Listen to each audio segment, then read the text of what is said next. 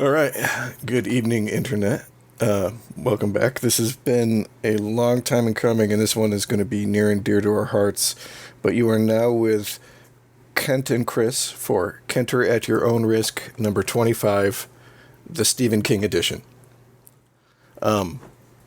This is another one that almost seemed overwhelming to do before we set like a framework for it. So if you're a big Stephen King fan and you have watched all of the shorts, or even some of them, or none of them, but you're interested in finding out about them that have been done with his short stories, well, unfortunately, you're not going to get that at this podcast, because that takes the list from like over 100 properties to like closer to 300 properties. And we would be here till tomorrow still doing the podcast if we were going to cover them. But outside of that, this is the second time we're trying to get this one going, because there's been technical difficulties, trouble getting together. So I'm really excited to actually finally be doing this now. How are you doing, Kent? I'm good. I mean, my God, I think we've been trying to get this done for close to a month now, and I'm just happy to be doing this. I think I've said this a few times. This is one of the podcasts that when we started this is one of the few topics I knew that I wanted to get done. Like, I don't give a fuck. Like, I don't want this podcast to die, but like, this is one of them that I need to have done before this podcast came to its conclusion. Like, I mean, you started the getting me into this stuff with the blog over a Stephen King movie. So, I mean, it's right. Perfectly apropos. Yeah, I'm just super excited about that, and honestly, I'm kind of excited. I've heard from a couple people that have been listening to the podcast, which, that's cool. So appreciate anybody that is listening, and tell your friends that we're not horrible. Or, I mean, tell them that we're horrible and they can listen to a train wreck, but just get them to listen. I mean, say that we're semi-adequate. I mean, that would get my attention.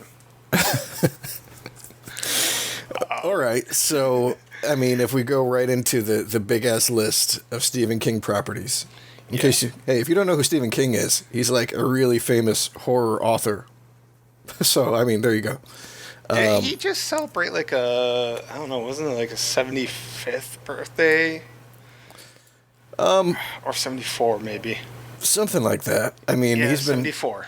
He's been writing longer than I've been alive. That really puts some shit in perspective, doesn't it? And his one of his sons writes under Joe Hill.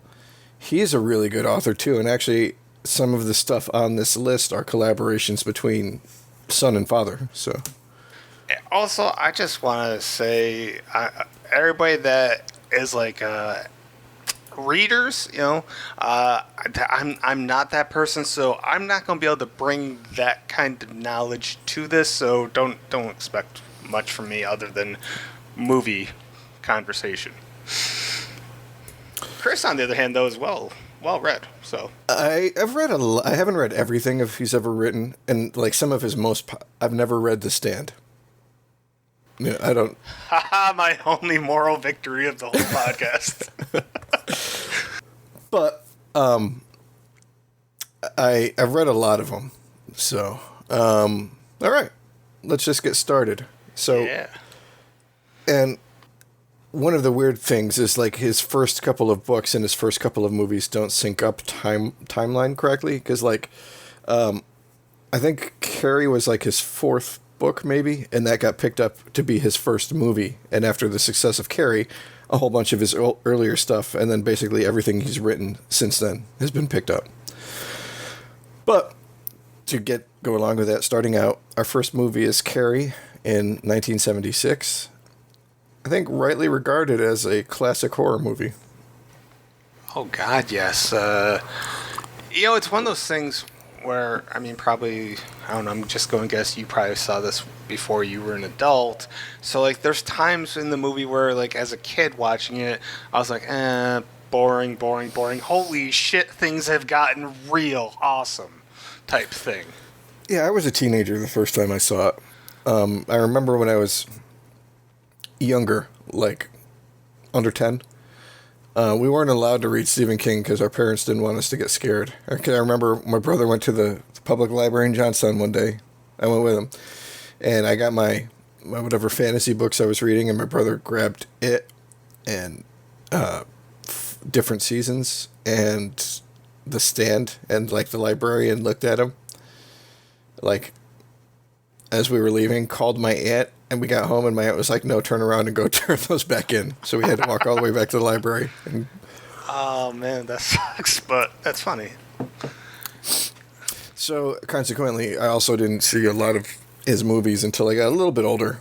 And I want to say probably about maybe 8 or 9 or 10, like, and we had demonstrated that we could see, horror movies without like disintegrating or melting down or whatever. So I went back and watched some of them, but some of the other ones, I didn't see until later on when I was older and I got to choose, what I watched, kind of shit. I'm pretty sure I saw this, like, you remember back in the day, like, on Fox, on the weekends, they would show, like, 2 to 4 movies from, like, noon until 6 or sometimes to 8 because they didn't have, like, Fox. And they didn't have, like, a news at 6 or anything. And I'll just say this. So, like, having seen it as a kid and then much later on renting it and then seeing the opening scene in the freaking girls' locker room, I was like, wait a second, where the hell did this come from? My mind was fucking blown, dude. In the best way possible, but Yeah. wow. Yeah, no, I get that. Yeah, I mean, Carrie, I think, is a really good movie. It's anchored by a bunch of really solid performances. It doesn't go over the top so much that, like, I kind of think the remake did. We can discuss that when we get to the remake. But it's also fairly true to the book. It's not like a one-for-one recreation, but it's not something where, like, they just took the idea and sneezed at it, and that was how they titled it. Like when so in part B of this podcast, we're going to do some lists, and one of the things is like best antagonist. And I almost included Margaret White, and I wasn't sure. I consider her an antagonist, but I wasn't sure if universally people consider her an antagonist. And I ended up leaving her off. She didn't make my cut, but I still thought she was, like, how she portrayed it was really, really good. And once again, something that Julianne Moore, as great of an actress as she is, she wasn't able to do as good as Piper Laurie, in my opinion. I would agree with that. Like, I really like Julianne Moore, but I don't know, sometimes somebody just inhabits a role so much that, the remake, it's tough for them to do. Like, I really liked Vince Vaughn in the Psycho remake, but, comparing him to, what's his name? Anthony Perkins? Yeah. Is always going to come up short. No matter that he did a good performance, it just, Anthony Perkins is Norman Bates. One final thing I gotta say is, it's funny to me in hindsight that I knew who the hell Sissy Spacek was long before I knew who the fuck John Travolta was. I was just like, who the hell is John? Like, it took me probably... Pulp Fiction was probably the first time I was like, oh, John Travolta, okay, this guy was supposedly famous. Yeah, I was completely oblivious. I remember him in a movie called The Experts, but that was basically the first thing I remember seeing him in. My parents would talk about him. You know what? I remember seeing Saturday Night Fever and Staying Alive when I was little, because my parents were both into that fucking disco. But, yeah, I'd agree with you there. One little anecdotal story I have is when I was in the Army, stationed over in Germany, we did a haunted house in one of our barracks, which was kind of creepy in of itself because you would go down into the basement and there would be like swastikas carved into the wood from, the actual Nazis who lived there in the 40s.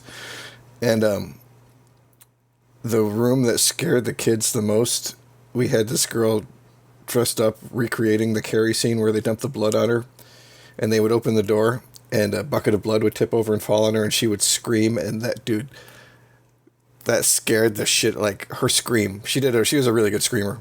Like, fucking, those kids were like paralyzed after that movie. They like their parents had to drag them out of there because they couldn't move. Dude, yeah, I mean, they're all gonna laugh at you. I mean, that's all. I don't know. There's so much. Interestingly enough, if you go to like Brian De Palma, who's the director, if you go to his IMDb page, this isn't even one of his top 4 movies listed on there, and I'm like, aside from The Untouchables, I think this holds up well against anything else that they have listed, quite frankly. Yeah. I mean, The Untouchables is a phenomenal movie. But I love The Untouchables. yeah. All right. Moving on, his second thing that was done, and I didn't realize this was a miniseries when it came out, because again, it wasn't one. It came out the year I was born, so I didn't watch it then, obviously, and it wasn't until years later that I watched it. And I don't remember if VHS it was 1 disc or 2 discs, but it was long, and finding out that it was a miniseries when it was released made sense. But it was Salem's Lot, which came out in 1979. Yeah, it had to have been 2. Well, not 2 discs, 2 tapes.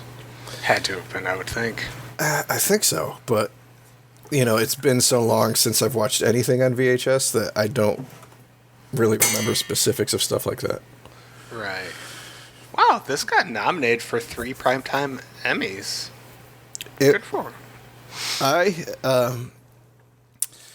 was old enough when I watched it that this one definitely has some effects that can seem dated, but overall, I thought it was a really good job. And again, it's another one that hews pretty closely to the source material, the book. So, I'm pretty sure you've seen it, because I'm pretty sure we've talked about it before on our vampire podcast. Yeah, actually, this October I wrote about it. And so I'll tell an embarrassing, what I consider kind of an embarrassing story is I've seen the movie a few times, and no point did I ever enjoy the damn thing. I just didn't, and I don't know if it's just getting older or having a better attention span. I don't know, but this October, specifically sitting here watching it by myself with no distractions, I was thoroughly entertained, if you will. So yeah, it was. I don't know. It was just weird that I've spent like my whole life sitting there thinking, no, this fucking movie's overrated as fuck. And like, there are times like the vampires and the fog. It's like, okay, but I've seen the parodies of it so many times that back then I'm sure it was cool as shit. But I'm so used to having seen cartoons parody it and stuff that for a while I guess it just kind of seemed mundane. But to see it now it was just, it really was a good experience. And Straker and what was it, Barlow? Yeah. And I'll just say that on my 15 best guilty pleasures, the trio of Julie Cobb, George, I don't know how to pronounce the name, Dzunda, and Fred Willard, who played Bonnie, Cully, and Larry. Those 3 just were a delight to watch for me. Like, to see young Fred Willard, and I love George from Deer Hunter. I don't know Julie Cobb from much of anything, I don't think, but like, I love their whole story, I guess. I remember one of the things that really got people back when the book first came out was the fact that like the violence against kids, like kids get turned into vampires. Yeah, and that was definitely one of the, I guess, original selling points for this compared to a lot of, other similar vampire story. I mean, they're always coming out with vampire stuff, so. Actually, that's a big selling point for me for Ethan Hawke's new film coming out. That looks good. Because they're doing violence against children. And I know that sounds like a horrible thing for me to say as a selling point, but it's kind of like a taboo thing, and I'm all about the taboo and horror. So, like, I'm excited to see just how far they go with it. Like, I don't know, just kind of excited for it. That's my point. Well, it's realistic because, I mean, think about the most easily victimized people are children. Oh, yeah, it's just, I mean, people are still super sensitive to it, understandably, but it also makes sense that if you see it visually, Ethan Hawke's going to be such a hated character. I think it's going to be an incredible experience as long as it's done remotely competently. And, having seen Salem's Lot, that was done competently. Well, I think that's a theme that goes through a lot of Stephen King stuff, though. I mean, just the childhood, the victimization, the realism of what it's like being a kid. Because, if you look through, I want to say maybe the next 10, 15 movies on the list, the main characters, a bunch of them are kids. So kids, but my goodness, when I was doing this, I'm like, how many freaking movies have bullies in them? There's so many unique themes. I don't want to say unique, but there's so many themes that you see repeated time and time and time again in Stephen King stories. And even names, certain names he uses quite frequently even. But bullies is always a big thing, pertaining to kids. Yeah, I don't know. It's always interesting. I don't know. I'd love to learn more about Stephen King. I'm sure there's plenty of stuff out there, and I just am lazy. Well, the one thing I'll say for his nonfiction stuff, he wrote 2 books about writing, right? One was early in his career. I want to say maybe it was his 6th or 7th book called Dance Macabre, and it was pretty long and florid and very wordy, and he was all up on his own hype, and it was fucking probably the worst thing I've ever read that he's written. And then years and years and years later, I think this was after he had the accident where he almost decided not to go back to writing and just retire completely. He wrote another book called just simply On Writing, and it was relatively short. It was very succinct, but I think it's probably the best thing that you can read if you're interested in how to write and how to write successfully. He's able to break down and distill all of the shit that he tried to say in Dance Macabre, but was too enamored of his own voice to be able to say, and make it simplistic and lowest common denominator so everybody can understand it, kind of shit. Interesting. But he talks about a decent amount about himself in interviews and stuff like that he's written. So he's pretty open when people ask him stuff. Quick question. Really, aside from this and Die Hard, does anybody know Bonnie Bedelia for anything else? Oh, shit. I now you're going to make me look, because I know I've seen her in a fucking bunch of shit. I'm doing my job making you look for stuff. Okay. Yeah, I remember seeing Presumed Innocent. Shit, she was in Needful Things, too. Oh, shit. Who the hell was she in Needful Things? Polly. Oh, my God. Yeah, the arthritis, which I can... Oh, the boy who could fly? Come on, don't tell me you didn't have to watch that a whole bunch of times when you were growing up. I don't know what the hell you're talking about. You didn't get forced to watch The Boy Who Could Fly? No. My parents made me watch it. They were like, oh, it's such a good movie. Let's watch it. Oh, Bonanza. That was probably her biggest thing. Never. Well, as a kid. Anyways, let's move on, because otherwise this is going to be... I want to toss out one small thing. Jeffrey Lewis is in this, and I didn't know who he was until I looked him up, and he played Roy Sullivan in Devil's Rejects. I was like, that's kind of cool. Just saying. I still don't know who he is. He was the guy that hit on Baby Firefly at the hotel before they took everybody kind of hostage in the hotel, whatever. Gotcha. Yeah, that's it. Okay. Moving on. Our next one is the actual reason that I think we're doing a podcast. Hooked me in. But The Shining. That was the first thing I remember seeing you ask for collaborators for your blog for. And it was a fun fucking time. Dude, it was one of my first 5 horror movies I ever saw, and it's the only movie I can legitimately say gave me consistent nightmares as a kid. It was the only thing that scared me. This was another one I didn't watch until later on in life. So yeah, I didn't get the experience of being scared as a kid by it. But wow, just fucking like just reading about all of the shit that went along with the production is really interesting. You know, like all of this shit that Shelley Duvall and Kubrick. that Kubrick put Shelley Duvall through. It's crazy. Yeah. And like it comes out in her performance though. It does, and it took me as an adult to really kind of appreciate her performance. It definitely, it was one of those movies actually I didn't watch again until probably in my teenage years. Like, it wasn't that I avoided watching it. I don't think it was on TV all that much, quite frankly, because I mean it is a kind of a long movie, and Kubrick films don't get on TV all that much back in the those days.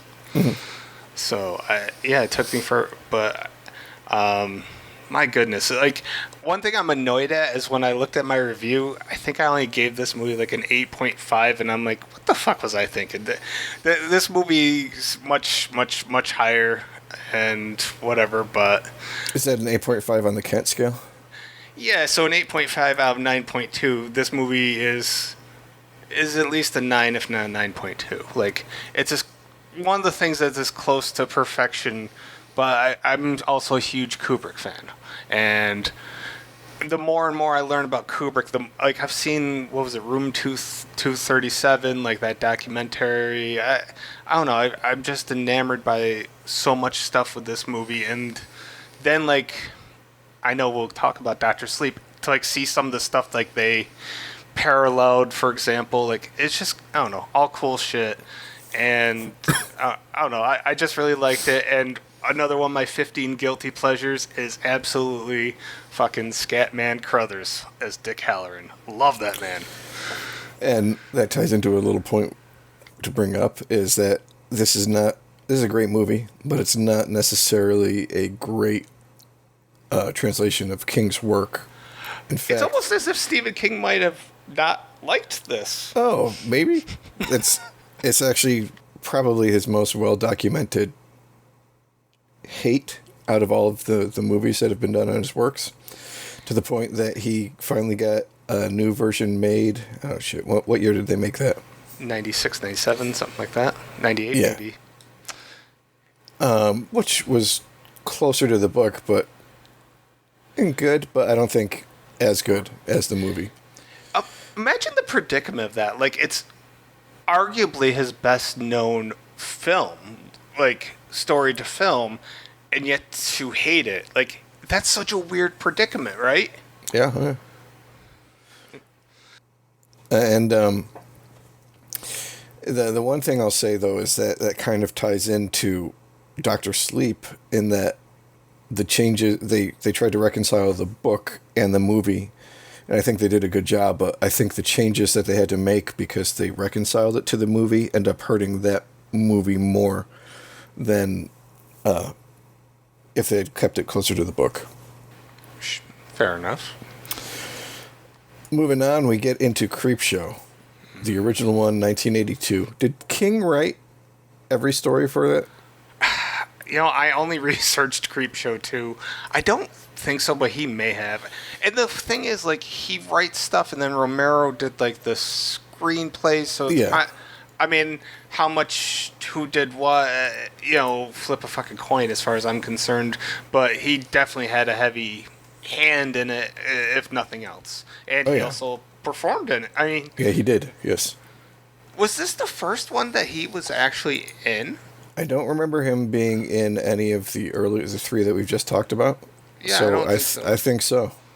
And he was great. Like, he was fun in it. And I gotta ask you, what was your favorite of the 5 stories? All right, I'm trying to remember all of them. So there was Father's Day, which is that the one where Ed Harris, and then the father comes back from the grave type, buries him in the beach. No, that's the Leslie Nielsen, Ted Danson one. Okay. Then you had the cockroaches, you had the Stephen King one, and the roaches one just fucking bothers me. I hate bugs. I hate roaches. You know, like how Mimic is like a fucking, like, Right. top scary movie for me. So the Roaches one always stuck with me. I guess Something to Tide You Over was the Ted Danson one. The Crate I remember because I remember my parents had one of his short story collections, and the crate was the picture that was on the cover. I think the one that might have been my favorite might have been the Stephen King one. Oh, really? Okay. It definitely, you definitely feel it. Sure. Like I agree. the despair at the end of that one. I see. I think probably my favorite is Something to Tide You Over, just because I like seeing Leslie Nielsen as the bad guy. But as I've gotten older, I'm telling you, the Crate gets better and better with time because Adrienne Barbeau is such a good bitch character. Like, she nailed that role so well that Yeah. you love to hate her. I don't know. I really think Creepshow 1 was solid all the way through. I would agree, and yet I don't like it nearly as much as I like Creepshow 2. I would agree with that too, but I think Creepshow 2 had like a highlight and then a low light. I would agree with that too. I think Creepshow 2 had, I don't want to say it's an advantage, but they had more time to tell each story. So in some ways that's advantageous. In some ways, Creepshow 1 was so good because, you may have liked 4 of the 5, whereas Creepshow 2 you may have only liked, say, The Raft. Yeah. So Yeah. I don't know. It's one you can look at both ways, but still excellent. And it was, gosh, how many times he teamed up with Romero in one way or another? Like, what was it, 3 or 4 times? I want to say in some capacity, and this was the first of them. Just, I don't know. It was a good mix. I mean, you have, they're now legends now, but I don't know if they were necessarily considered legends back then, but, a horror auteur from the movie side and a horror auteur from the book side getting together to make a movie.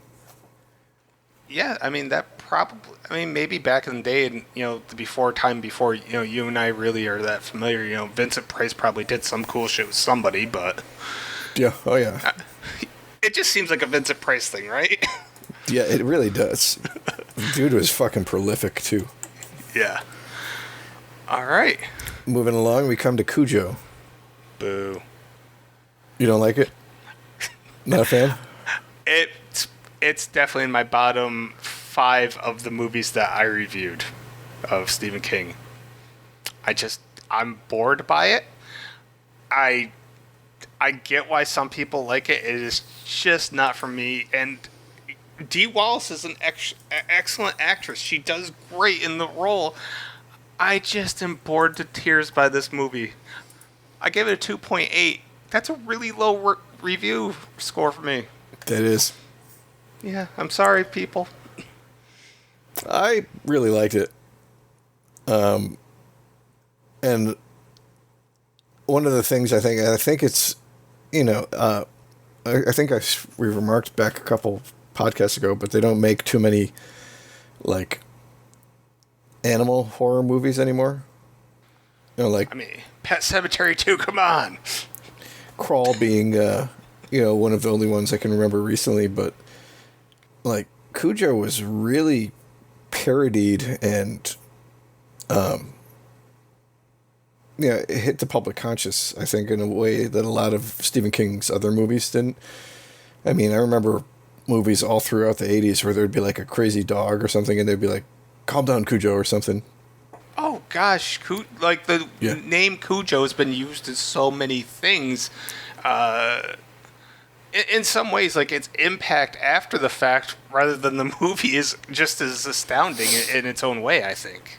Yeah, I think it worked better as a book, and I'm trying to remember, I know that one of the big differences, like, this was a big difference between the book and the movie. I don't remember if it was the movie or if it was the book, but the kid gets killed by the dog in one of them, and he lives in the other one. I think he lives in the film. Okay, so I think he dies in the book. That would make sense. They are remaking this, right? Like that's one of the things that I'm pretty sure. I'm pretty sure I've heard that, yes, they're remaking it, but... Although at the top of Stephen King's IMDb, there's Cujo, Canine Unit Joint Operations. That's probably the one that they were talking about. Good Lord, take my money now. I want to see what train wreck that is. But again, we didn't mention it really in The Shining, but you've got Danny in The Shining, and now was it Danny also in Cujo? Whatever the kid's name was. So, I mean, a lot of movies, Ted, with, kid victims, characters, whatever you want to say. All right, moving on, we get to a really weird case in the Dead Zone. Yeah. I say weird because it's really, if you've read it, it's not really like a horror story per se. I mean, there's some creepy stuff in it, but it was like one of the first books that kind of fell outside of like Stephen King being Stephen King, if you know what I mean.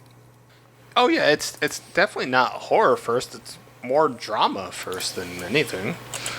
The weird thing, now that you bring it up, is not only was it written by Stephen King, they ended up having freaking David Cronenberg directing it, and I mean, David fucking Cronenberg, okay? So it's this weird marriage, and yet, god damn it, this was another movie I just reviewed in October, because I hadn't seen it in years. It's so freaking good, and it's not even filled with, like, your typical Cronenberg stuff. It's a very subdued movie.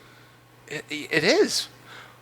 But Walken's performance, there's so many people. Think about this. There's people 10, 20 years younger than us that have no idea that Walken, Deer Hunter and Dead Zone, like, the dude could act. He wasn't always a parody of himself, so to speak.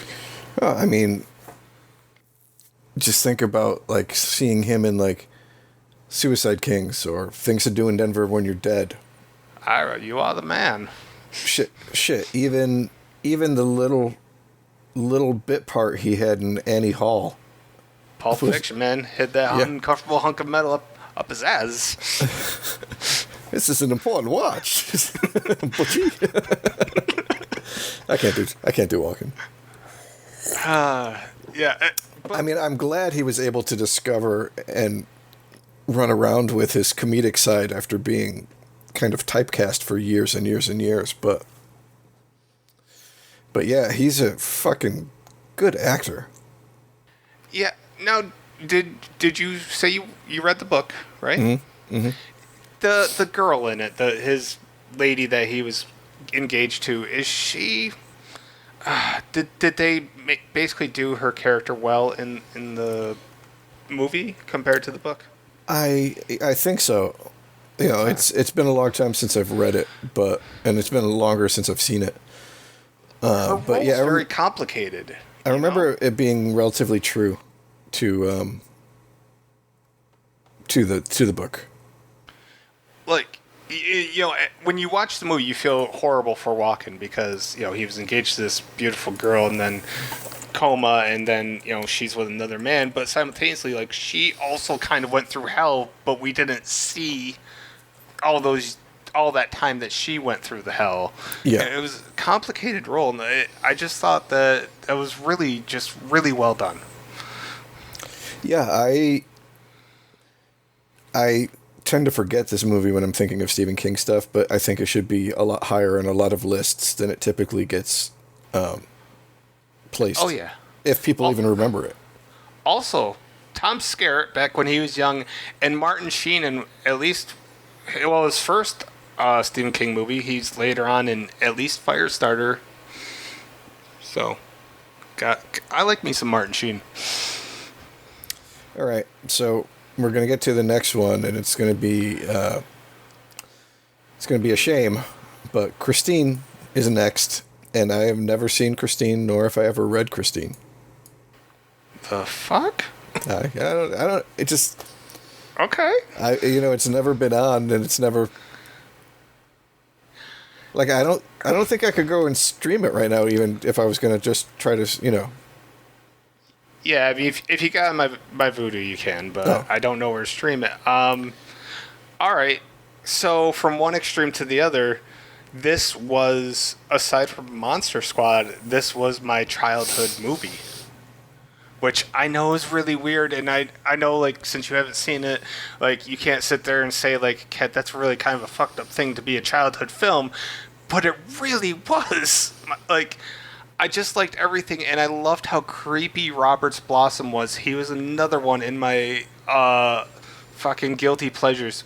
We all know Robert's Blossom, for people that don't know the name, as the old guy with the shovel in Home Alone. Okay, The now Southbound Shovel Slayer of '69.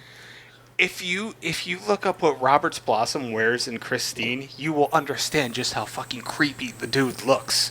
And he has such a small role. He sells the car Christine to the main character, but he looks so fucking creepy and he's awesome. So, the movie has not aged well, by the way, but it's just one of those nostalgia things that's always going to be fond in my heart, even though I know it's not as good as I remember it, type thing. Is this another one that I've heard they're remaking too? Christine? Yeah.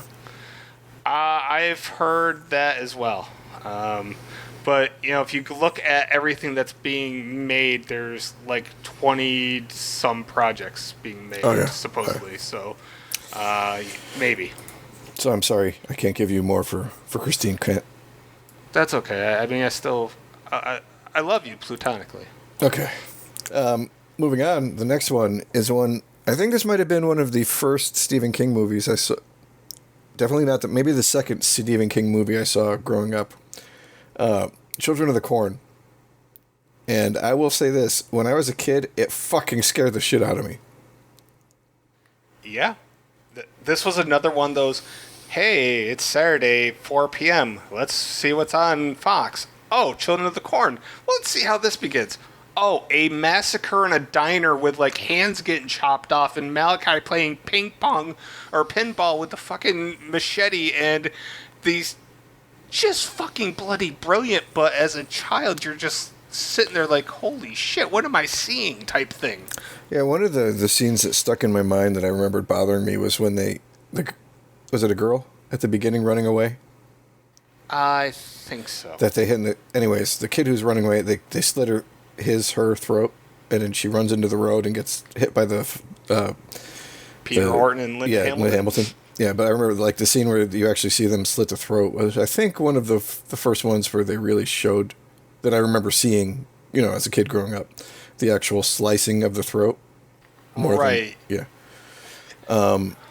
Yeah, and the whole idea of he who walks behind the rose, which, I mean, has all but been confirmed to be the entity that we'll talk about in other things. Okay. I mean, it has been, as far as I'm concerned, it's been confirmed that it's, you know, Flag, Linoge. Okay, that could make sense. So yeah, that was creepy as a kid too. You know, that in the same way as like the Graboids and Tremors were before you really saw them. Yeah. All right. Quick question: who's creepier, Malachi or Isaac?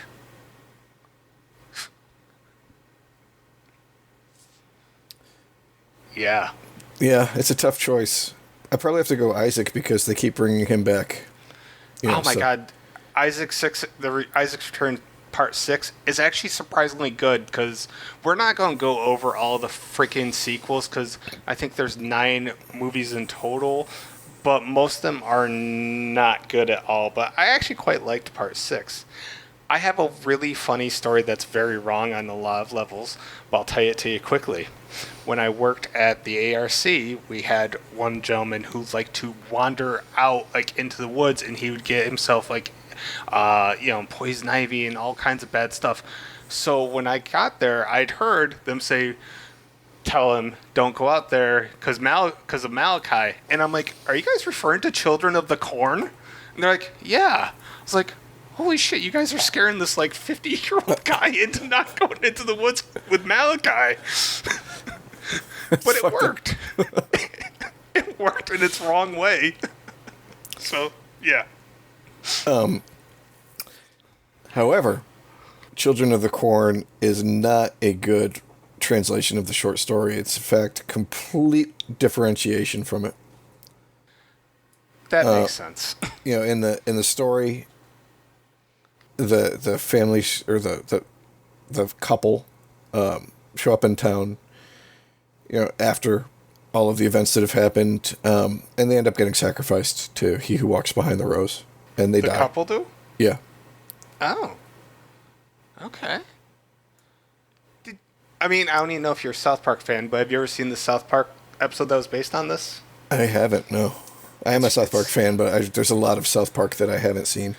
I would say it's season 5, maybe. I don't know. I'll have to look it up at some point, but there's that. And I have to say, I knew Linda Hamilton from Children of the Corn, not from Terminator as a kid. That's just a weird fact. Yeah, same for me. And Beauty and the Beast before I saw Terminator. Yeah, good call.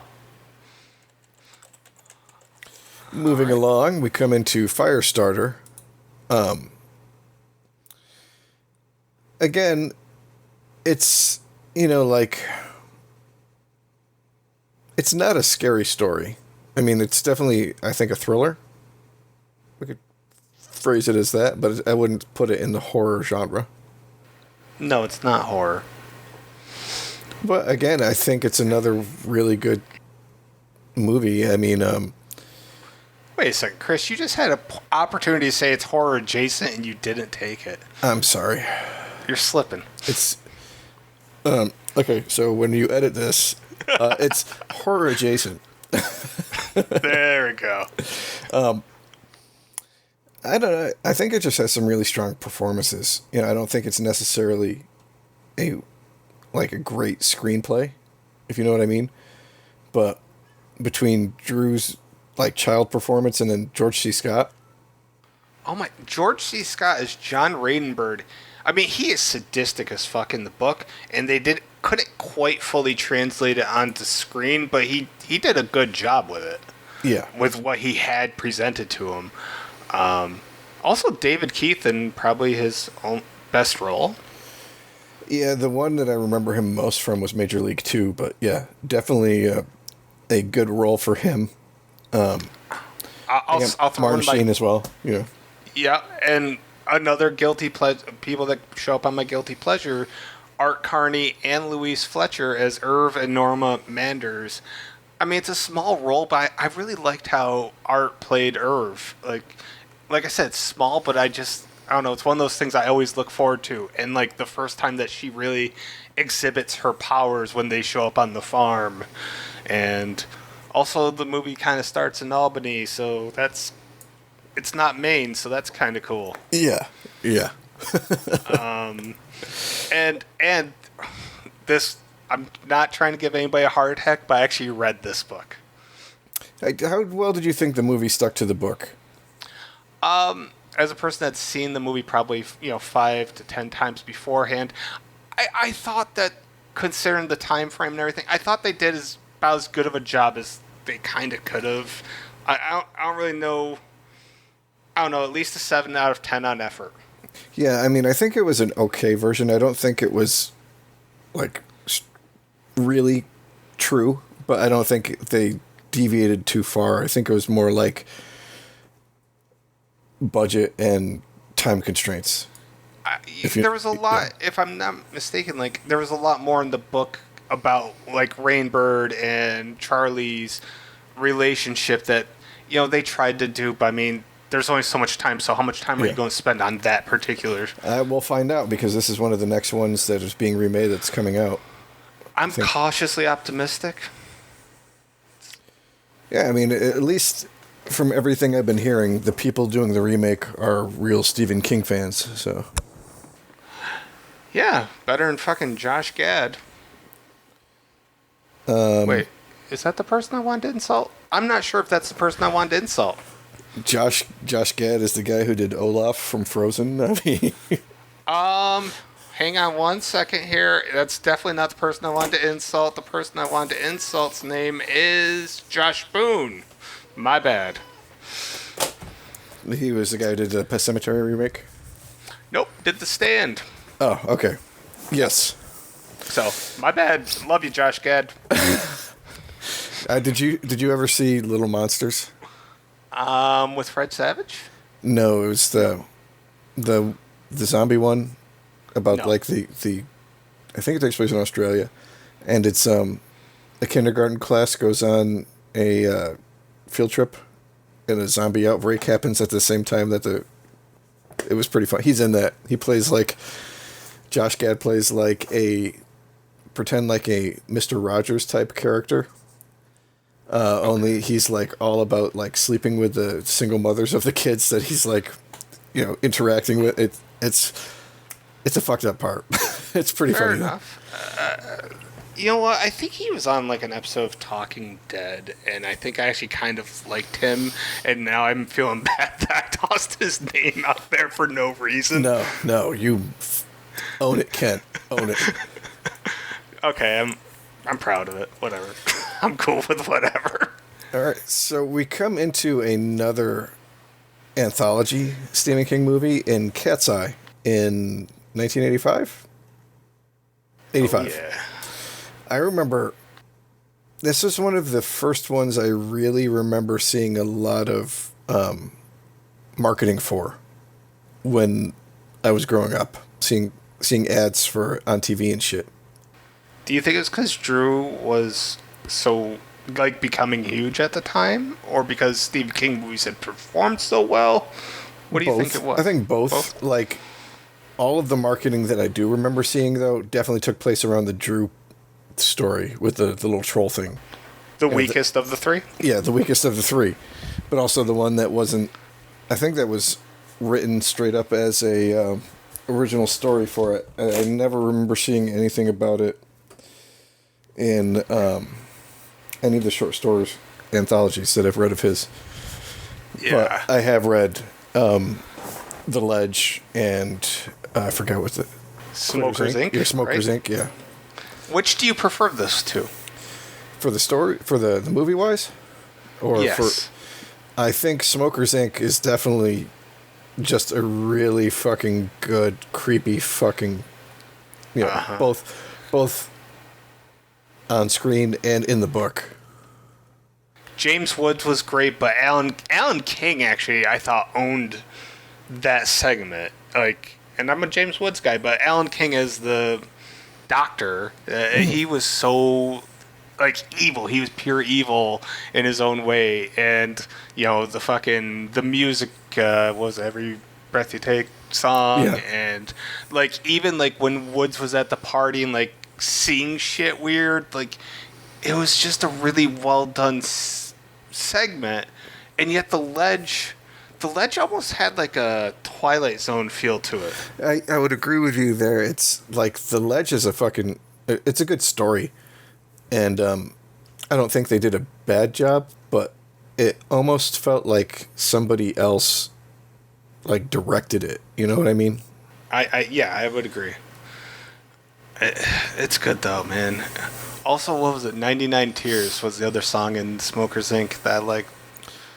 I quit smoking myself, but like when I was reading all of these stories for the first time, a lot of the smoking ones, like Smokers Inc., and there was another one in another book he did about like people who were quitting smoking but not all the way there could see like the fact that like there were like monsters invaded into like business and government and shit. All of these stories he wrote about like his time trying to quit smoking. I was still smoking when I read them. I'm like, yep, I fucking completely get where you're going from, dude. Makes sense. And I mean, I've never been a smoker, so I can't fully relate, but it makes sense. like the troll one was cool, I guess. It was silly. Interesting, but yeah. I mean, because later on we'll see, was it in Tales from the Dark Side, the whole cat trying to like steal breath thing, like it kind of coincides with Cat's Eye in its own weird way, with the stealing breath troll and the cat. Yeah, that's my intelligent offering. So I think I would say that Smoker's Ink was a really good copy. The Ledge was an okay version, and I don't ever remember seeing anything about what I forgot. I don't even remember what the hell the third one was called. The troll one. I don't know what it's called. The troll one. I don't think he ever wrote a story about the troll one. No. And I think the only thing that kind of brought the Ledge down a little bit from being like a good direct translation was the fact that like there was never anything about a cat in it in the actual story. You know, they kind of shoehorned that in. Oh, that makes sense. Yeah. The one thing about the Ledge is the fucking, I don't know, I think they're pigeons, man. Just pecking at his leg. I was like, oh. Yeah. That would suck. Yeah. I'm not a big fan of heights either, so that would have been, yeah. Yeah. All right, moving on. We come to the first Stephen King movie I ever saw that kind of traumatized me when I saw it. Silver Bullet. And I believe it was 1986, and I was down with my family in Long Island for the summer. My brother and I used to go and stay with my grandparents and my aunts and uncles down there. And I remember my aunt Nikki and my aunt Jenny were like, hey, you guys want to watch a buddy story about a werewolf? So, I don't know where they were going with this, but, you know, my brother and I, I'm like, oh. You say a buddy story? A buddy story about a werewolf. So I'm thinking, okay. Oh, the werewolf's friends with, like, the kid. Okay, yeah, that sounds cool. And then the very first scene is a train conductor, or, like, the guy who switches the tracks, getting his head knocked off by the werewolf. And people think that he gets hit by. I'm like, yeah, and I'm 6 and my brother's 5 when we see this, so you know that kind of it may have bothered us a little bit more, like giving us nightmares for the rest of the summer. Yeah. Plus, if you're on say werewolf buddy movie, the first thing that jumps to mind is American Werewolf in London, at the very least. I mean, I get where they were going with like the buddy story between like Corey Haim and his uncle, you know, Gary Busey. Oh, Busey. Yeah. One of the only movies that Busey survives. Oh, he's so good.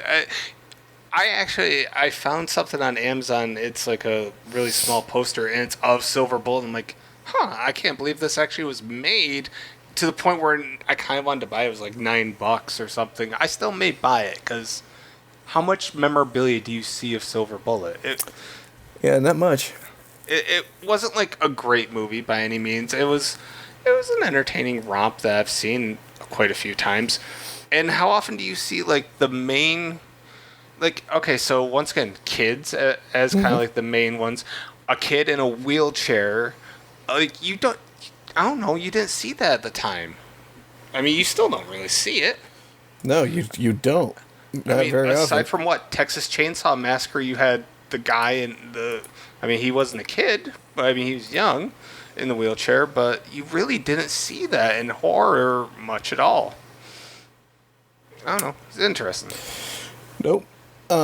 So yeah, this was one that, you know, I watched real young, and it definitely had an impact on me. And then I watched years later to see, you know, if it's held up, and I would agree with you. It doesn't really hold up. It's a product of its time. Yeah, it's not a very well shot movie. It's very 80s, like you said. Right. I mean, it had a Corey in it. Of course, it's the 80s. But Busey survived one of his like 3 or 4 movies I can think of where he did. Yeah. That's. I mean, he's got some Sean Bean in him. That's for sure. I remember years and years and years later, I was in high school, and I was staying over at my dad's after he and my mom split, and my sister was somewhere else on vacation or visiting her mom or something, and I'm just looking through her books, and she had one called Cycle of the Werewolf, and I started reading it. I'm like, I got to the first part where the Reverend is having dreams. I'm like, holy shit, this is the thing Silver Bullet was based on. No shit. I just learned that you had a sister. I didn't even know that. Yeah. I, So, that's a whole different story. fair enough. So, it was pretty close, Okay.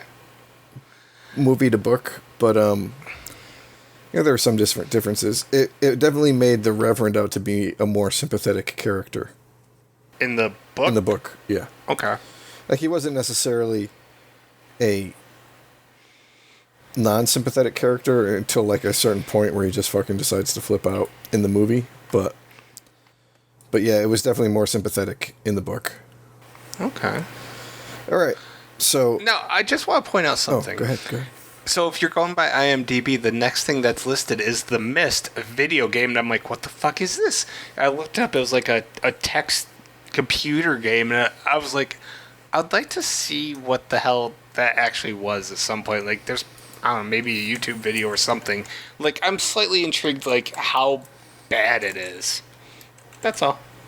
I don't think you'll probably find a video of somebody playing a text game yet. Probably not. So, we come to the only Stephen King directed movie. Oh, yes. And I know this hits a lot of Kent lists. Oh, yes. Maximum Overdrive. You know, every June 19th, I have to watch this movie to mark the anniversary of the meteor. Some things just have to be done, and I don't care that, my neighbors may be hearing, "Who made who?" and other great AC/DC songs, while, Wanda the waitress is like, "We made you!" I have so many... It's not a good movie, okay? Like, as much as I love it, I know it's not a great movie. Bill Robinson may be a personal hero of mine, played by Emilio Estevez, and probably only to me.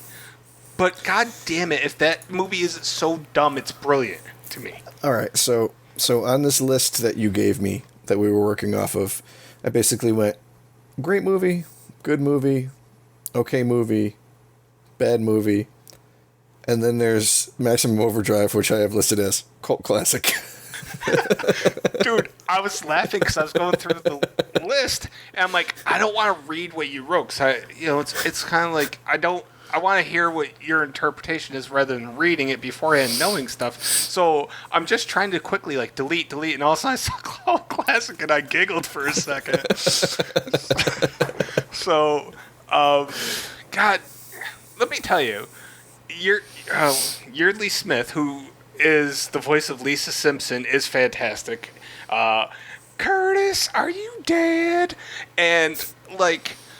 Even Pat Hingle, as the owner, Hendershot, calling everybody Bubba.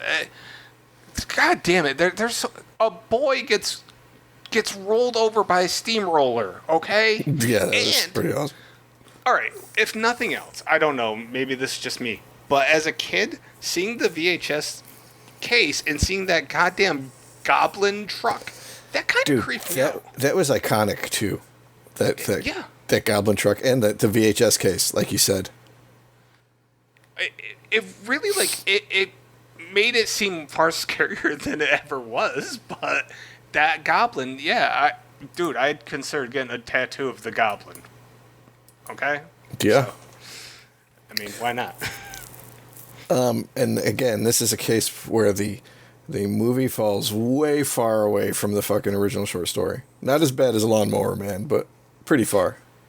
Yeah, like they don't fight back. They're not able to fight back at all in the story. Come on, like, he learned that the thing was doing Morse code. The gun was like, they were honking Morse code. That shit is brilliantly bad. Like, no, it's definitely something that needs to be appreciated at least once. And you know what? I really like Emilio as an actor, and I wish he had gotten more roles. I mean, I don't know how much of it was just him being picky over what he chose to do and just taking, not getting offered as much as, like, say, his brother. But right. Also, did this come out? This came out after Flash Gordon, right? Yeah. Oh, yeah. Flash Gordon was early 80s, like 81 or 82, I think. I mean, if you think about it, there was, in that time frame, you had Flash Gordon, you had like Suspiria a few years before Flash Gordon, but like back then, like there was a handful of movies where the soundtrack was done by a single band, and in this case, I mean, AC/DC, I don't know, that's my shit. So like, I love the soundtrack, and wasn't like one of Trump's ex-wives, Marla Maples, wasn't she was married to him at one point, right? I think so. So she's in it, and also I gotta throw out one other thing: Stephen King saying, "Honey, this thing's calling me an asshole" while he's trying to get money out of the ATM. I don't know. Yeah, it's so, it is not a good movie, but it's a fun movie. yeah, it's a fun movie to just watch with friends, have a couple beers, and laugh. I am not trying to say it's Oscar worthy in any way, but it is fun. That's my take.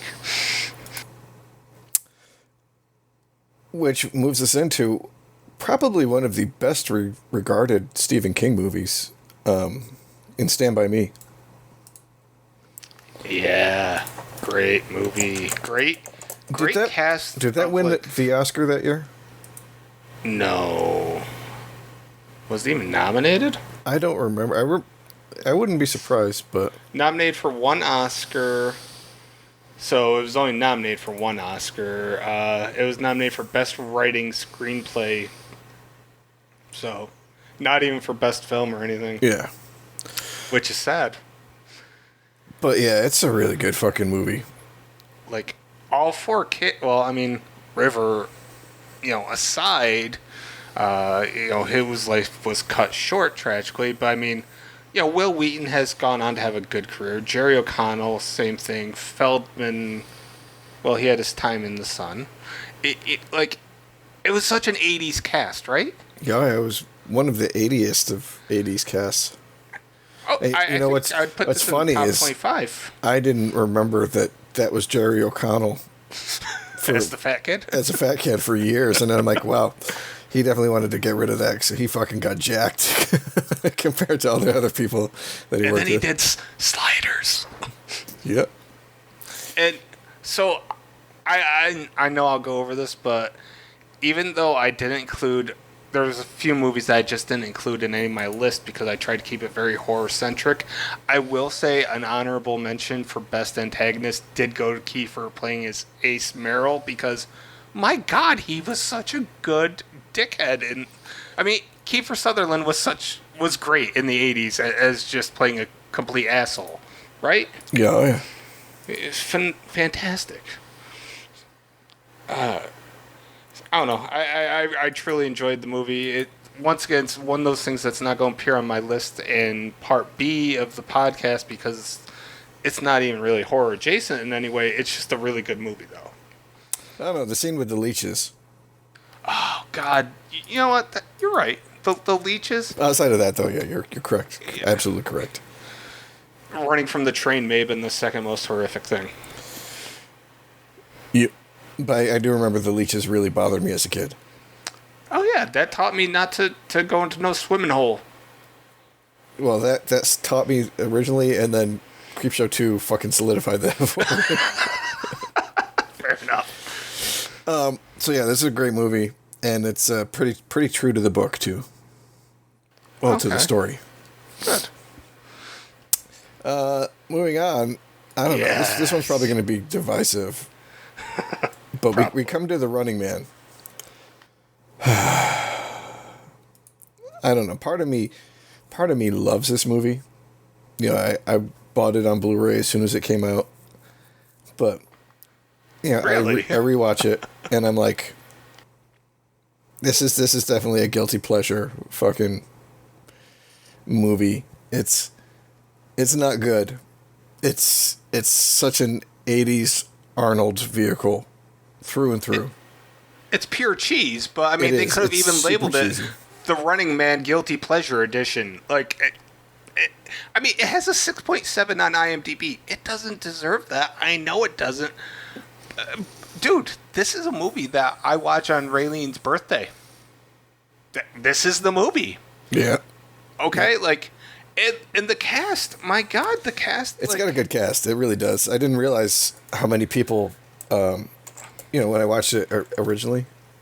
fucking Ventura, Yaphet Kato. I don't know if that's exactly how I pronounce his name, but Jim Brown, Maria Conchita Alonso.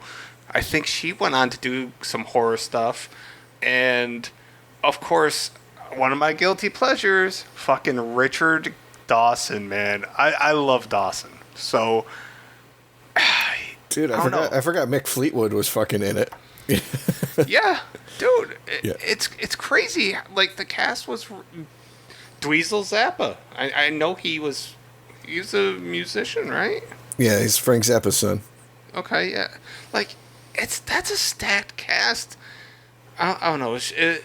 It's really not a good movie, but it's a movie. Once again, it's like kind of like Maximum Overdrive. You can watch it with friends. You can sit there, have a good laugh, enjoy it, and at the end, be like, "What the fuck did I just watch?" And they're going to remake it. Do you think this was one of the... Yeah, the remake they're talking about, though, is remaking and actually doing the short story instead of remaking the movie. Okay. Like, how does... well, ask your question first. All right. Do you think that this was really the first movie that really, really leaned into Arnie's one-liners? Oh, gosh. I mean, because some of them happen, like I'll be back kind of shit. Happen, Organically, yeah. organically. I think Maybe Commando or maybe this, I think, were really the ones that kind of... Yeah, this was... Yeah. I mean, you could definitely see him, like, mugging for the camera with a couple of those lines. I imagine everybody on set just smiled and, like, had a great laugh as they... Like, I bet that was one of the happiest sets. Right? I don't know. I mean, Dynamo, maybe? Maybe. Dynamo! Wait, Professor Toru Tanaka, I feel like he used to be a pro wrestler. He might have been. I'm not sure on that. But, alright, do they have anybody listed, like, for casting for this remake, do you know? Like, I mean, basically, are they going to get The Rock? I don't think so. Okay. I mean, there's no actors attached from what I'm seeing. Now, Yeah. my question to you was going to be, what, because I've never read it, like, how's the book, how's this differ from the book? Like, I have no clue. All right. So, it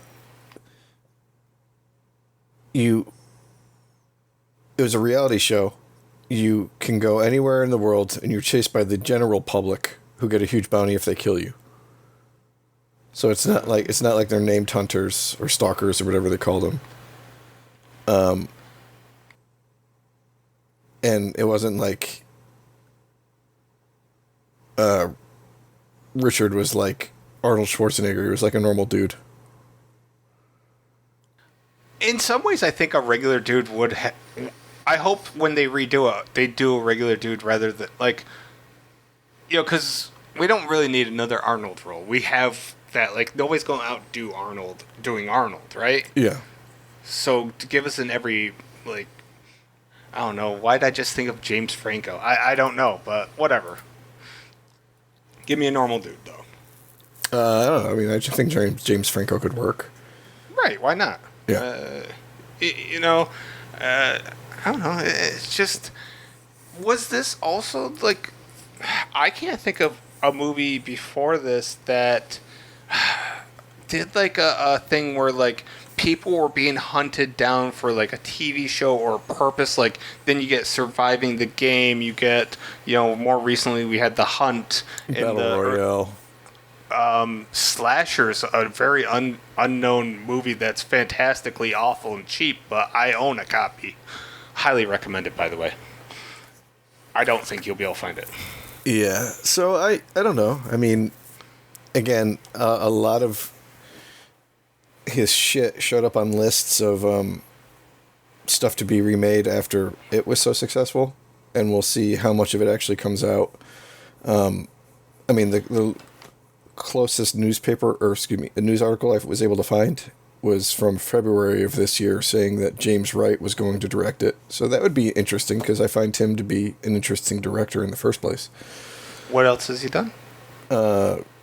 Baby Driver, Shaun of the Dead, Okay. Hot Fuzz, Scott Pilgrim. Okay, I could see that working. Yeah, it would definitely be a different take, you know. How long do you think this renewed love of Stephen King stories? Do you think it can last a whole decade? Say from like until like 2027? Because I feel like it came out in 2017. So say 2027. Do you think that they can ride the nostalgia wave that long? I think they can. I don't, because look at what have we gotten since 2017, Pet Cemetery. which didn't do well. Yeah, well, The Mist TV show didn't do well. Yeah, correct. Gerald's Game did pretty decent, but it wasn't super successful. Doctor Sleep, which wasn't a remake, but it was still nostalgia filled. Yeah, I mean, if the ones we keep getting are decent, then yes, I think it can. But Do you think Firestarter needs to be successful for it to keep going? yeah, I think a lot hinges on that. I think the ones that are in development actually coming out need to do well. Yeah, I would agree with that. I think that makes some sense. All right, moving on. We go into one of the scariest fucking thing. Like, the reason why I don't go into lakes anymore. into Creepshow 2. What, you don't like old Native American statues? No, I don't like No? amorphous blobs that pull people through the planks on the fucking raft out in the middle of the lake. This was another one of those Fox afternoon movies that when I first saw it, and once again, once you see the unedited version, it's like, oh, there's tits in this. Cool. You know, when you're young, well, hell, as an adult, I don't care. I still get excited seeing tits first time in a movie. Whatever. I don't care. I'm good with that. So, yeah, I'm trying to remember. I don't remember the first one being bad. Just old Chief Woodenhead or whatever it's called. Yeah, just kind of average. It's a perfectly good slasher revenge type thing. Because the old couple gets massacred by these thugs that break in, like 3 white dudes, I think. Yeah. And the statue comes to life and murders them with a knife, a bow and arrow, and I can't remember the third thing. So I mean, it was okay for an opener, right? Yeah. And then the raft was fucking good. I remember that. That still bugs me when I think about it. Here's my question: should the raft have been the second or third story? I think it should have been the third. I think you end it with the raft. You end it with the strong one. Yeah. I mean, I liked Hitchhiker. I think it's called Hitchhiker. Yeah. I think that was good. I think it was the second best, but I would have definitely switched those two in order. I don't know. When I remember watching this in Long Island again at my grandparents' house with my brother and my cousin, and we were just laughing so hard because the guy was like, "Thanks for the ride, lady. Thanks for the ride," yeah, instead of ride. Right. Yeah. So, that guy was fantastic. So we just when it made us laugh instead of creeping us out, like the second segment did. It just I don't know, but What? the raft is strong enough on its own that I think this is good. All right. So a couple things. I realized I gave this movie an 8.0. And it's not an 8.0, but that just shows how much I love The Raft. And my scoring is definitely skewed when I look back at some of my first couple years of reviews. Like, I just kind of cringe a little bit at the scores, but that's how much I love The Raft. Secondly, we know that Tom Savini played the creep, but there's a rumor that Nick Cage at one point was supposed to be the creep, and that makes me giggle. Yeah. Okay. Right? Yes. So, I think, honestly, if you take away the raft and just put something mediocre in, this isn't even close to being as good as Creepshow 1.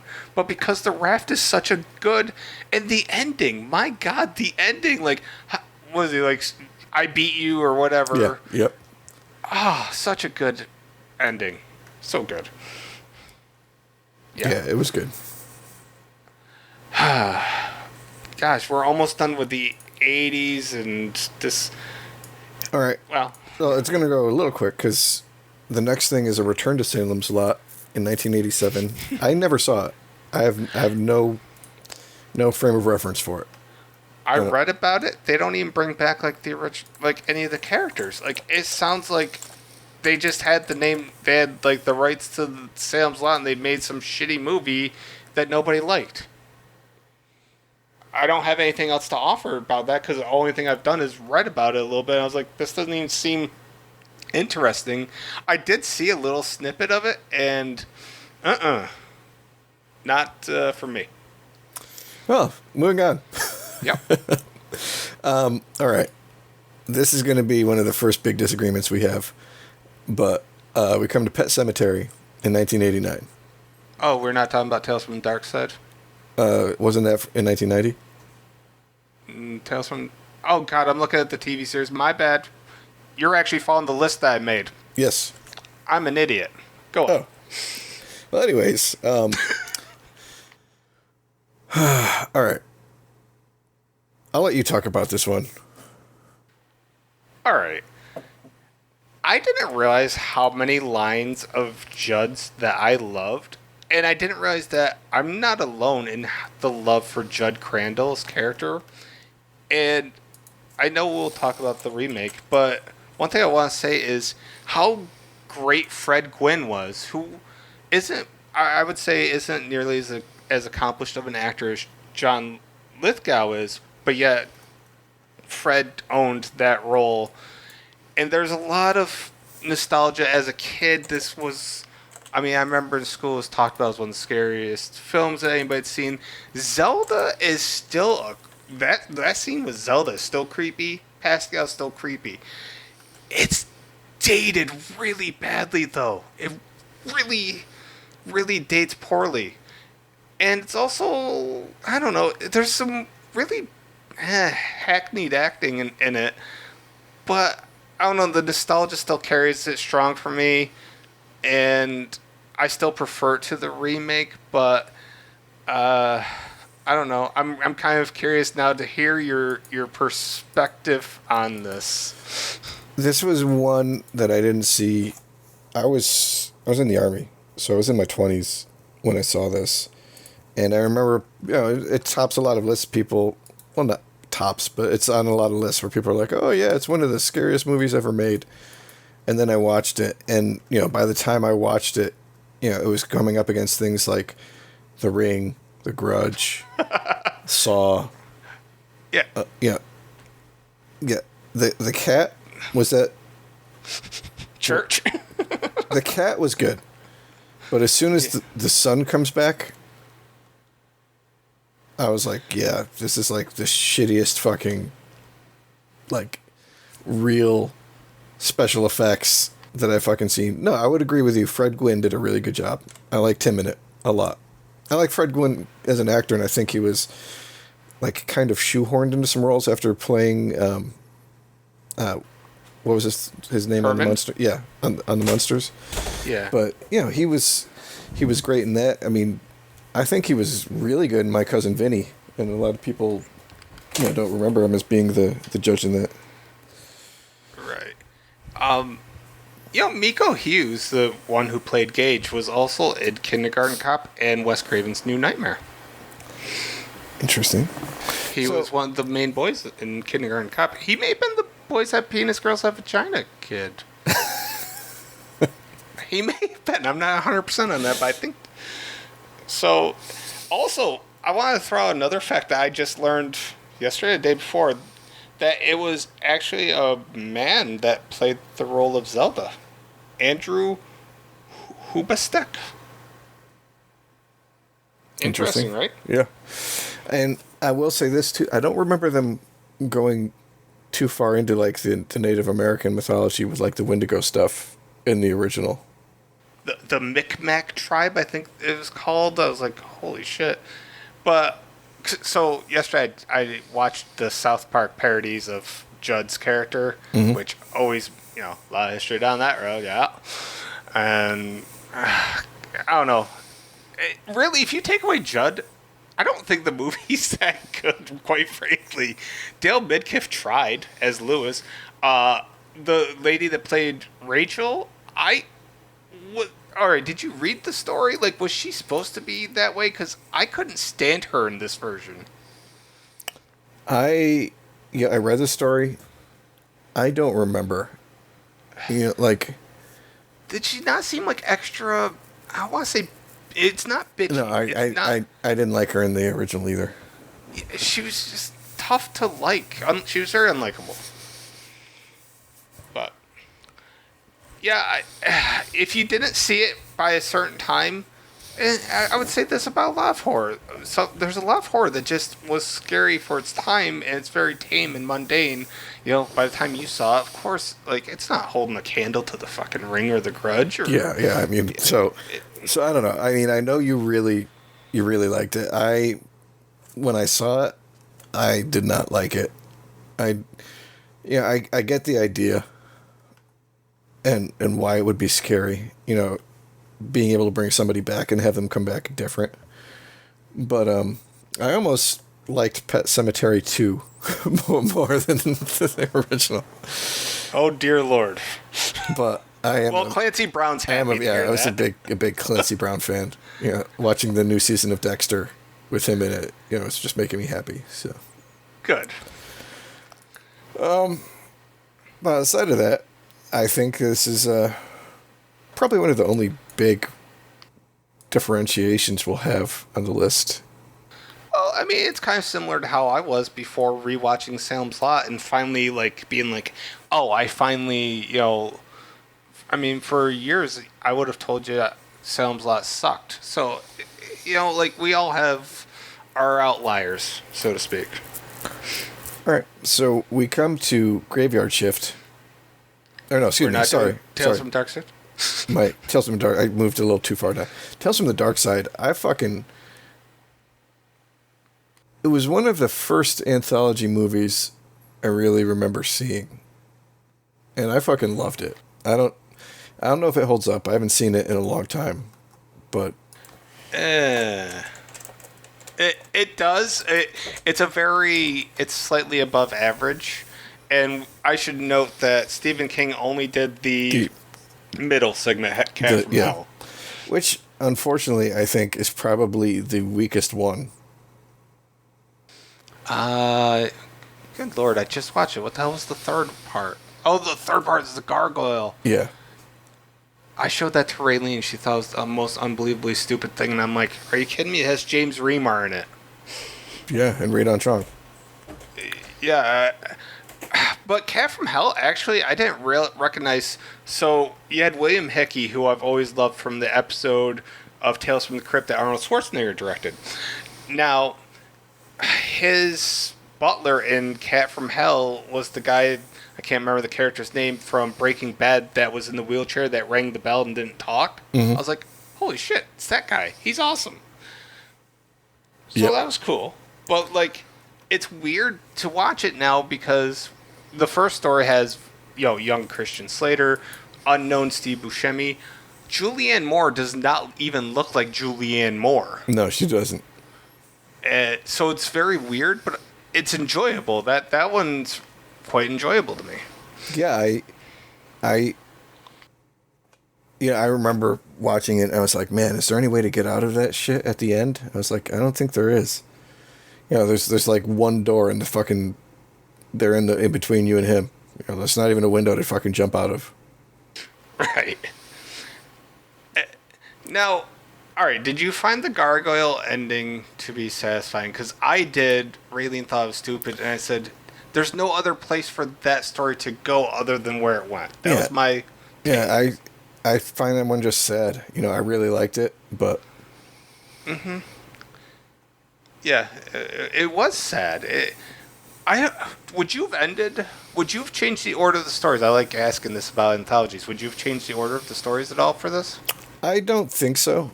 It's like, in my opinion, and I mean, I know we just, but I think you want to start with something strong and you want to end with probably the strongest if you can. And I think having Cat from Hell as, in my opinion, the weakest segment in the middle is probably the best placement. And I think Lot 249 works a little better with there's a lot of humor in it compared to Lover's Vow. Makes to sense. kick it off and then end with the kind of depressing one. I mean, and then you jump back to the wraparound story, to finish. But yeah, I think it works. The kid was like Joey Lawrence's brother, right?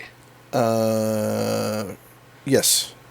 Yeah, which is just a fun little treat. Oh, and the witch was Debbie Harry from Blondie, so. Mm-hmm. Yeah, I thought it worked pretty well. I mean, I remember I wouldn't say watch it a lot, but yeah, this was like a horror thing that I would watch with my family, and like my mom and my dad, It wasn't too graphic. It wasn't too sexual. It was something you could watch with people. Yeah. Yeah, I would agree. All right. And the only one was the Cat from Hell, and that was actually a pretty, almost like 1-to-1 translation of the short story. That makes sense. Well, now originally, this was something I was going to bring up. This was originally supposed to be Creepshow 3, but that fell apart. I could have seen how that happened. Yeah, that's what was supposed to originally happen. So then they end up somehow getting the name Tales from the Dark Side from the TV show and whatever. But yeah, this was originally supposed to be Creepshow 3. So little fun, sad fact, depending on how you want to look at it. So moving on, we come to Graveyard Shift. The Graveyard Shift. This was probably, in my opinion, just a shitty fucking movie. It was. I don't know, have you seen it? Oh God, yes. I got done watching it and I was like, this feels like a fucking full moon movie. Now, when you finished watching it, did you stay to watch the credits and hear the delightful song?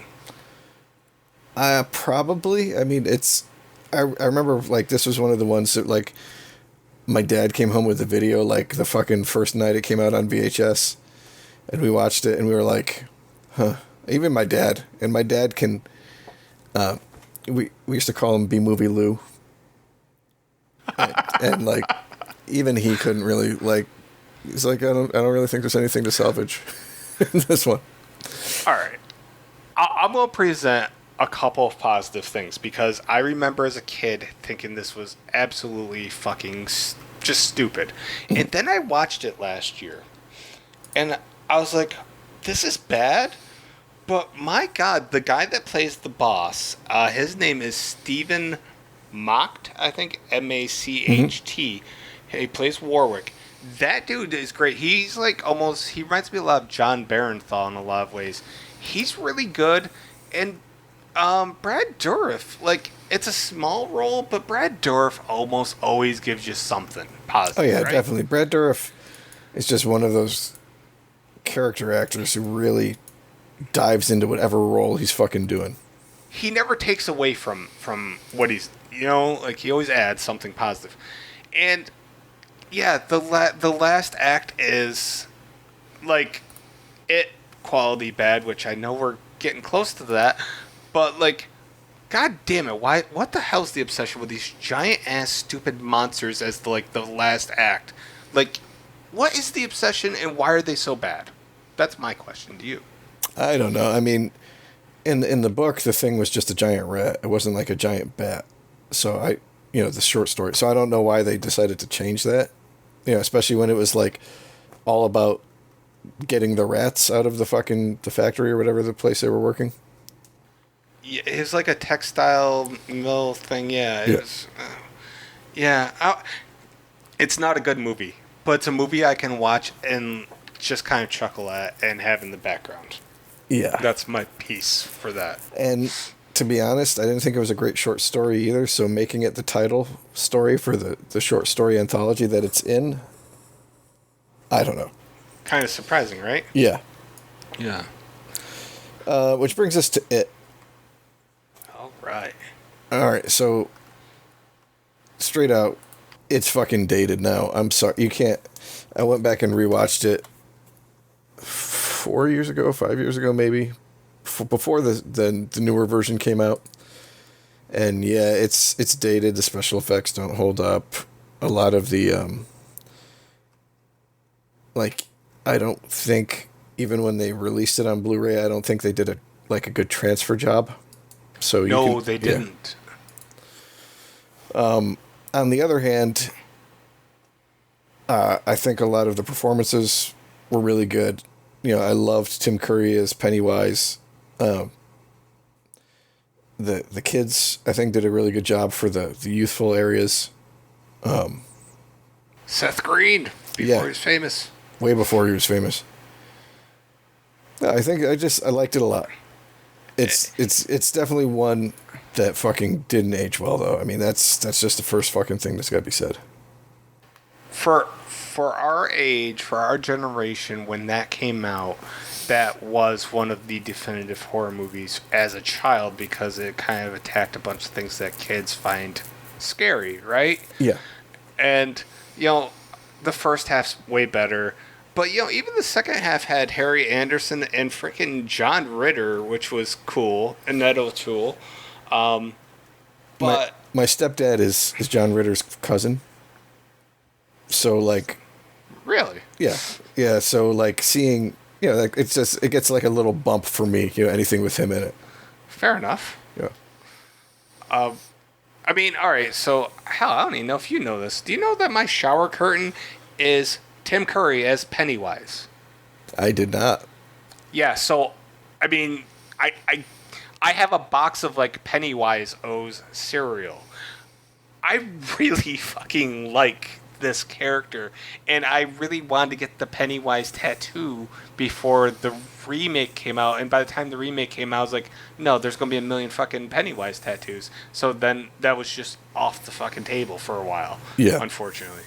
It just was. With that being said, like, the first half, once again, just is so good, and by the time you get to the adult part, the effects got worse and worse and worse as it progressed, and like, all right, I have a question since now I've seen both the remake and the original. Is like in the original, the whole thing was Bill trying like rescue his wife from the spider thing. Is that in the book or no? Yeah. Okay, because that's not in the remake. No, they did the remake. They basically like just morphed Pennywise into like a Pennywise spider thing, kind of. Yeah. I have so many jokes to make at that expense, but that's for a later time. But yeah, so like there are certain things that the remakes hewed closer to the books with, like at the end of part 1, they go into the house rather than into the sewers, right? Yeah. And in the original, they just went into the sewers. They never even did the house as a plot, as an area, because they were cutting down on locations. Well, yeah, it was made for... It was an ABC miniseries. Yep. Jonathan Brandis. And then in the second part, though, like, yeah, it's a giant spider. It's hatching its egg. That's one of the things that they come up with. I missed the line that fucking Eddie gives, where, I believe in the Easter Bunny, I believe in Santa Claus, eat battery acid scum. Right. Yeah, I missed that from the sequel, too. I really wish that had been in there. Yeah. So, I mean, in my perfect world, an It movie or miniseries or whatever you do would be like the best parts of the original and the best parts of the new ones merged into each other. God, yes. But, I like the original. I like the remakes. They both have good things to say about them. I think it's a good thing that both of them cut out the whole Beverly gangbang in the sewers after they rescue her in the first one. Dude. I don't think that just really I don't know. I don't think that really translates well off the page into a fucking movie or short miniseries. Here's the thing that bothered me, and I even included in my review. I'm like, I am so sick of hearing people bitch that scene wasn't in the movie. I'm like, what the fuck's wrong with you people? Why do you want to see that first and foremost? And why is that like your big holdup about like Well, it wasn't It Chapter 1. It was just It. But whatever the case may be, like, why was that your holdup? Like, oh, they didn't show a bunch of kids having sex. I'm like, that's your holdup. That's your first major complaint that came from your mouth. And I swear, like, if you read online, like, when it came out, that was a complaint. I was like, dude, people are fucked. People are weird. That's not a complaint.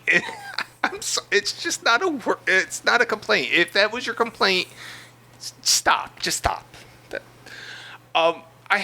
Here's my question.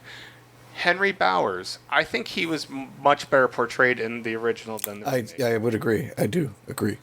I felt that was something they kind of were a little weak on, quite frankly. Yep, I would agree that. I mean, it's been a while since I read the book, but I don't remember Bev thinking that Bill was the one who wrote all the poem. Yeah. I'll tell you this. So back in the day when Kmart was in Amsterdam before it closed and then it reopened like a decade later, back in the early Kmart days, when my mom would go shopping, I'd go look at magazines and then I would find It. And I actually read through a good chunk of It while my mom was shopping at random times throughout like the course of a year. I read through a good chunk and I thoroughly enjoyed it. I've never finished the book, but I've always been captivated by the story.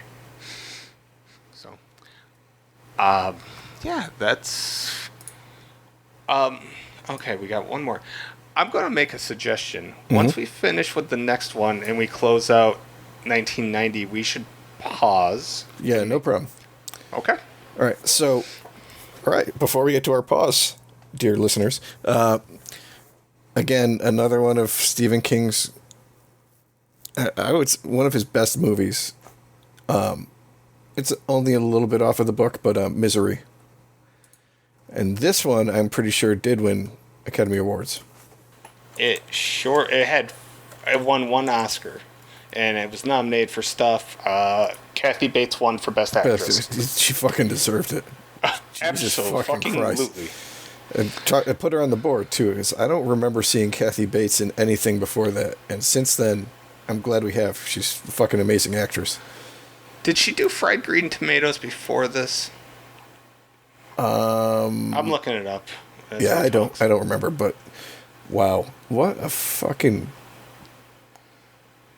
good. Like it's not just the performances, it's not just the story, it's the fucking pacing for the. I forgot. I was watching somebody do like a review of this on YouTube a year or two ago, somewhere within the last 1 or 2 years, and they're absolutely like they're able to build so much tension in such little things, like him trying to get out of the chair and make sure that all of the knickknacks are back in place when he knocks one over. Like the tension, the pacing, it's fucking amazing in this movie. Dude, this is the highest compliment I can pay it.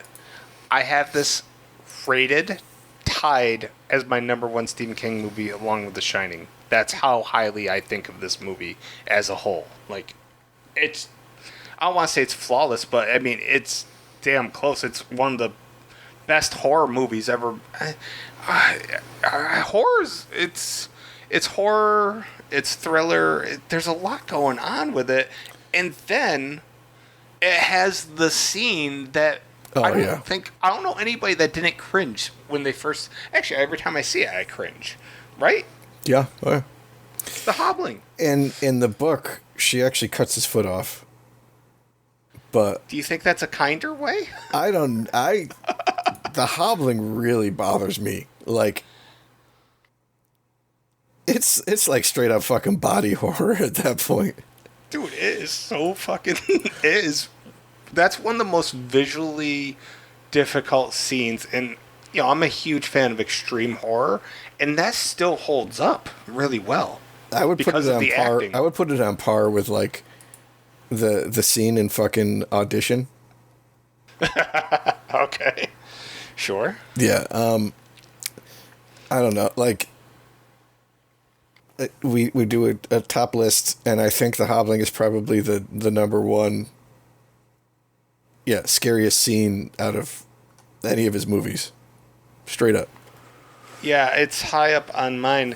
And you know the weird thing is, Rob Reiner was the director, which I didn't even know that, and it's kind of weird to think about Rob Reiner as the director of this.